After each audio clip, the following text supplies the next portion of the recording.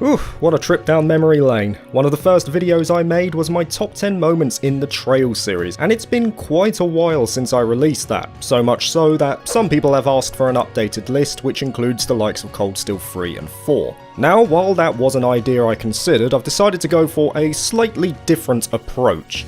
Instead of looking at the top 10 moments of the series as a whole, I've instead decided to focus on my favourite moments from every mainline Trails game, from Sky First Chapter to Hajimari. I think it goes without saying that there are major spoilers here, but I will be going through each game in release order, so you can easily skip over a title that you haven't played. Let's get started. We're starting at the game that spawned a legacy and potentially the easiest choice on this list for me. It still stands as one of my Trails highlights even to this day, and of course it is the moment where Weissman reveals himself as an Anguis near the end of the game. It still gives me shivers even after all this time. You've defended Grand Cell from a coup, the festivities are starting, and you feel like you've earned that moment of respite only to have it callously taken away from you for arguably the game's most impactful moments. Immediately the tone shifts as the music takes on a more menacing ambience and the seemingly aloof Professor Alba makes his way down those steps to reveal all. What really gets me here is how calculating Weissman is, how he revels in the suffering of Joshua, the way his sprite art slowly changes from the side-on view synonymous with his alter ego, to this more front-on view which makes him eerily more intimidating, giving this feeling of danger. This moment is also the source of one of the deepest mysteries still enduring in Trails to this day, the identity and purpose of Ouroboros. It still stands as the best cliffhanger in the series for me. It compelled me to buy the sequel immediately. That is how gripping this scene is, and even though Falcom have had a couple more endings just like this, I feel that the original still stands at the peak.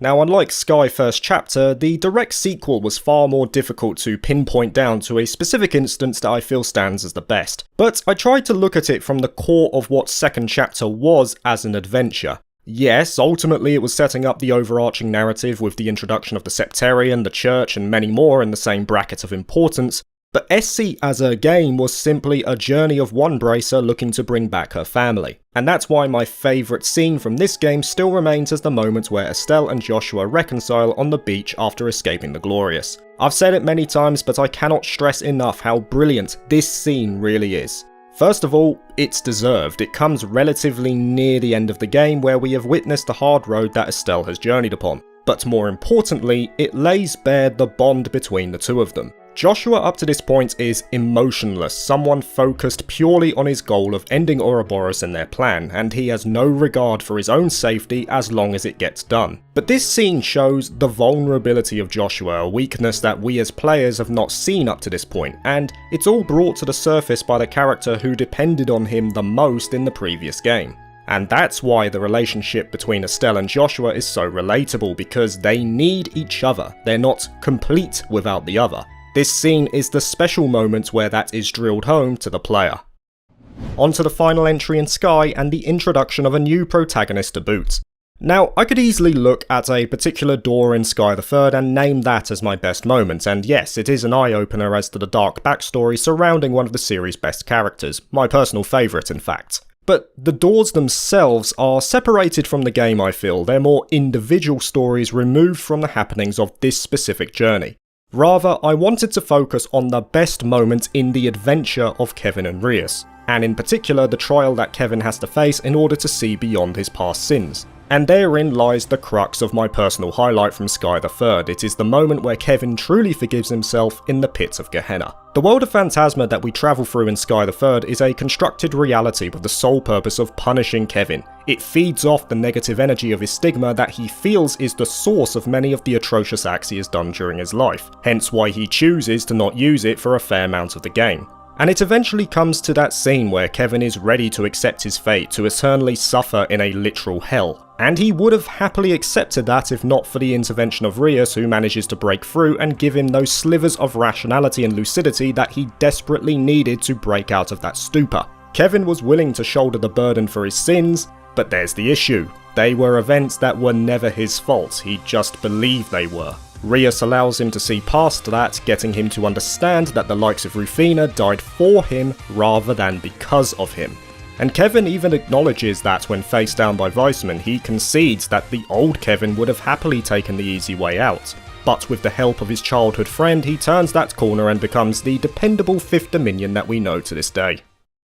On to Crossbell now, and even though there are many excellent moments within Zero no Kiseki or Trails from Zero for the English fans, there was only one moment that was ever going to take my personal spot. And that is the moment right near the end of the game where Ren is caught by Estelle and Joshua, effectively making her a member of the Brights family in the process. I've said many times how much I love Ren's story and how well it is conveyed to the player. The wretched background, how she saw Ouroboros as her family for rescuing and taking her in, her willingness to take Patamata as her surrogate parent to the one she lost years before, and most importantly, her denial of the love shown by Joshua and Estelle during the course of Sky's 2nd chapter and Sky the 3rd, because she believes that true familial attachment simply doesn't exist. It's a story arc spanning 3 games that emphasises one of the main traits that makes Trails as a series so special, the journey of these characters and how they eventually find their happiness and places in the world. To this day, I don't think any other character has done it better than Ren. Yes, during the course of Sky's 2nd chapter, she is a mess psychologically speaking, dangerous even. But beneath the inky black facade, she is still a child who wants her own family. She just concluded, based on her past experiences, that such a thing doesn't exist. It's a fairy tale. So to understand why she's so guarded, why she runs away, and slowly see her accepting the efforts of Estelle and Joshua in trying to find her, it's a realisation for her character that the fairy tale she thought could never come true actually is reality, and it's there for her if she would just allow it. And I can't emphasise enough the important role of Patamata here as well, as it effectively symbolises her own parents trusting the Bright siblings. So much so that he is willing to put Ren under their care, so she can realise the happiness that she thought she could never have. That's why this moment is so powerful, and that's why it will remain one of my favourite moments all the way to the end of Trails. On to Ao now, and even though in my original list I had a couple of moments that came from this game, I'm sure many of my long-term viewers will know exactly which moments I have gone for, and it's why my discussion on this will be quite brief. It still stands as my top moment in the entire series thus far, and it is of course the reveal of the true power of the Septarian of Zero. This moment, man. Even writing up the script right now and reminiscing about it is causing me to break out in goosebumps. It is that good. This realisation that the beginning of Zero no Kiseki ends in the deaths of the SSS, the comprehension that Lloyd waking up on that train and hearing the words of Kia right at the start, were him effectively restarting from zero so as to avoid that fate. And it all comes about because of Kia's power, this ability to shift and weave causality as she wants. It's an unbelievable sequence of events, something that has yet to be topped in any JRPG I have played, and it seems that this particular facet of storytelling is going to have more importance going forward, these what-if scenarios. And even though I wouldn't want Falcom to rely on it too much, as I feel that will take away from the original luster, I think if it is done properly, like how it was done in Ao, we're going to be getting more top-tier moments just like this. On to the latest arc now, and the game that started everything for myself. Cold Steel 1 may be my least favoured game in the series, but it still houses some amazing moments, scenes that drew me into the land of Zemuria and made me want more. And even though I loved the reveal of Valimar near the end of the game during the attack on Trista, I found my opinion changing over time to something just before that. When I look back at this moment, this is the part where I audibly exclaimed, "Oh my god." It completely caught me off guard. And the instance I'm talking about is the reveal of Crow as the leader of the Imperial Liberation Front. I don't know why, but during my first playthrough of Cold Steel 1, I did not even think that Crow was the main antagonist. It never crossed my mind. And shortly after that reveal, you start to understand how the story has weaved around this moment, and it made me appreciate the genius of Neon Falcom as writers of a story, that their narratives are masterfully built around slow pacing that burns away until it all explodes in one fell swoop. And that's why I always look to make a distinction between bad pacing and slow pacing. There is a notable difference between the two, and Cold Steel 1 is the game that made me realise that. Moving on to the second Cold Steel game now, and this was quite difficult because there were a few moments that stood out to me, many of them being in the final 5 hours or so. And even though the reveal of Osborne's survival came close, I couldn't look past the final moments of Cold Steel 2 where Class 7 come together for one last time in the old schoolhouse. This is crazy to me when thinking back. I mentioned in a previous video that this final segment surrounding the Reverie Corridor and the like felt like padding on my first playthrough. I had no appreciation for what it was trying to convey to the player. But playing through it a second time, I could finally grasp why this moment is so important for Class 7 and Rin in particular. Those final few hours make you realise that Rin's whole world has collapsed. He and his friends effectively fell into the plans of Osborn, their efforts counted for nothing. On top of that, one of his best friends died, the man he saw as the instigator of so much suffering that he has borne witness to is his biological father. He's blackmailed into becoming a national hero, and all his friends are leaving him to graduate early. This is not only rock bottom for Rin, but it is a difficult moment for all of Class 7, because none of them want this. They want to be together but realise that they can't because of the events that they have seen. They have to leave for the benefit of Erebonia, no matter how gut-wrenching that will be for them. And that is why the final fight is so important below the surface. The defeat of Lower Luciferia holds no benefit in terms of tangible reward, but in terms of what it represents for Class 7, a goodbye but also a confirmation of the bonds that will never break between them, it is probably the greatest reward that all of them could have had at that moment. It was the opportunity for all of them to show how important each member was to each other, so that they could all press on to a glimmering tomorrow without any regrets.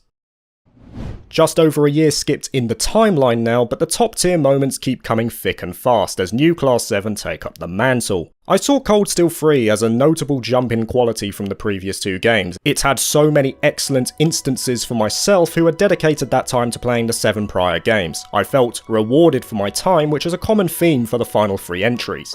And that's where my personal highlight of Cold Steel 3 stems from, that interconnectivity that defines the series. It's a small scene that I think many fans probably would not care about too much, or dare I say it, they would see as a disappointing pick considering the wide array of choices to choose from, but this is my list, and I'm going for the moment just as Force finishes up their activities in Crossbell, that awesome fist bump that transcends barriers between Rin and Lloyd. Now at first glance this doesn't seem like much, but for a person who has played those previous games, this was so cool to witness. The SSS and Lloyd as their leader are pretty much Crossbell's heroes. They are the ones who rose from nothing to be its defenders. But during that field study, even they were powerless to stop the workings of Rufus and the like. They couldn't do it themselves. And thus it was up to the students of Fours and their instructors to take the mantle and defend Crossbell's honour in their stead. And this is so powerful when you consider the history between Rin and Lloyd, as they found themselves on opposite sides in the past. Yes, Rin was simply fighting because he was obligated to, but Lloyd was fighting for something he believed in,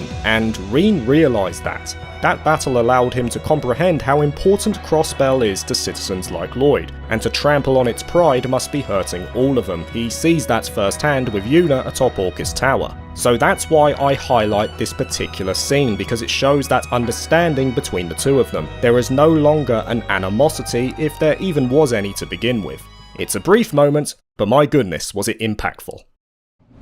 Onto my favourite game in the Erebonian arc, Cold Steel 4 is once again loaded to the brim with juicy scenes, and naturally it was another tough decision. But I will be cheating here, because there was a sequence that was just perfect in every way for me, and I simply can't narrow it down to one specific moment in that collection. I'm referring to the entirety of Cold Steel 4's finale, from the pillars to the final battles and to the two endings. Everything about the finale was just unbelievable for me. It felt like the ultimate recompense for all of the games I had played prior, a fitting conclusion for this half of the series. And if I'm honest here, if the Trail series ended at that point, I would actually be satisfied if they also tied up the loose ends with Ouroboros and a select few characters. It was just brilliant in every single way. The final confrontation between Osborn and Class 7, the reconciliation of father and son, the defeat of an ancient evil, and saying goodbye to the Divine Knights, who at this point were integral members of the group themselves. And then those ending credits. Wow. There is a reason why I use this song so often in my videos, because I see it as the representation of everything I love about Trails. That deep and thought-provoking story, the world building made manifest over 16 years of game development, fighting against the odds for a seemingly impossible future, it's all encompassed in this finale. It stands as my favourite conclusion to any game I have ever played, and I think the only thing that could potentially top it would be the conclusion of the series as a whole that we won't see for a fair number of years yet. And here we are, we're rounding this list off with my personal favourite moment in Hajimari no Kiseki. And like before, there are a fair number of notable instances in this game, but it was one specific scene right near the end during the final boss battle in fact that gripped me the most. And the reason for that is because it showed the change in mentality from Erebonia's poster boy. I'm referring to the moment where Rin confronts himself during the final bout. Now, I like Rin. I think he's got a good story to him regardless of the fact that I believe he's not as strong as the other three protagonists, but even though I spoke the praises of Cold Steel 4's ending, there was only one thing that minorly detracted from it, and that was in Rin's development. He was still the guy who was willing to sacrifice himself for the benefit of everyone else's safety, and it's clear that he hasn't changed come the game's conclusion as we see in the normal ending. Hajimari no Kiseki is the game that sees Rin confront that alternate reality, the consequences of what could have been should he never have received the Holy Beast's gift. He sees the moment where he gave up his life in this alternate world, that he gave up his own happiness for the benefit of everyone else. But his sacrifice has not made them happy. In fact, they're all sad, grief-stricken because they've lost a dear friend. And that allows Rin to comprehend his actions. He can sacrifice his own happiness, but at what cost to everyone else's. And that is why I love this scene. It is the Rin of our timeline confronting his past self, a previous persona that implores him to assimilate into one so they can end Ishmelga together, for he believes that to be the only way. However, the Rin from our timeline who has seen the consequences of those actions chooses differently. He rejects his old self and looks to attain true happiness for the benefit of everyone else, leaving the defeat of Ishmelga in the hands of all of his friends. And that represents a turning point in Rin's mindset, something that was a crux of his character for so long. And to have it represented like this really drills home that he has changed as a person. And there it is guys, my favourite moments from every Trails game. Of course these are my opinions and they will differ widely from yours, but maybe there's a degree of commonality here and there. As always, please like and subscribe if you haven't for more JRPG and Falcon related content, and I will see you soon. Peace.